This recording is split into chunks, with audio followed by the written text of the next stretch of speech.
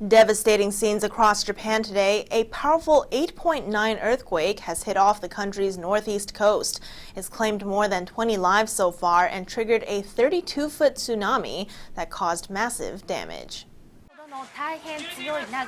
The biggest earthquake to hit Japan since records began 140 years ago struck the northeast coast on Friday at 2:46 p.m. local time, triggering a 32-foot tsunami that swept away everything in its path, including houses, ships, cars and farm buildings.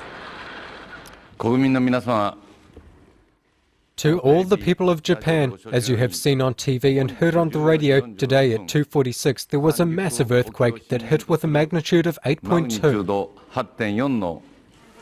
The quake was later verified to have a magnitude of 8.9 by the US Geological Survey. It caused many injuries, sparked fires and the wall of water, prompting warnings to people to move to higher ground in coastal areas.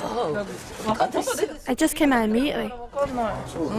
At least 22 people have been killed in the quake and tsunami, according to the Kyodo news agency. The extent of the destruction and the forecast for the tsunami suggested the death toll could rise significantly.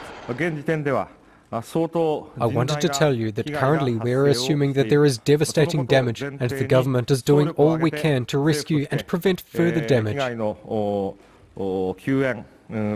Around 4.4 million homes are without power in northern Japan. A hotel collapsed in the city of Sendai and people were feared buried in the rubble. Damages to buildings in Fukushima can be seen everywhere. Residents in shock were rushing to nearby convenience stores to purchase necessities. Prime Minister Naoto and members of parliament felt the tremors during a parliament session in Tokyo. Khan stayed seated during the quake as some members of parliament rushed next to him. He was evacuated soon after the quake stopped.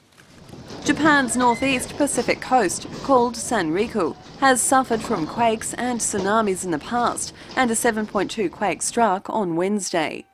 In 1933, a magnitude 8.1 quake in the area killed more than 3,000 people.